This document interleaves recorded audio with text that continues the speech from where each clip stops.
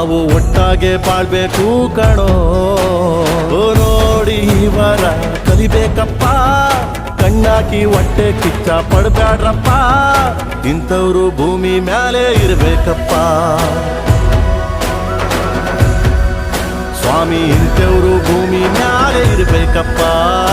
ಆಕಾಶ ಭೂಮಿ ಸುತ್ತಿ 7 ಬೆಟ್ಟ ಹತ್ತಿ ನಿಮ್ಮಂತವ್ರು ನೋಡಿಲ್ಲ ಕಂಡ್ರೋ.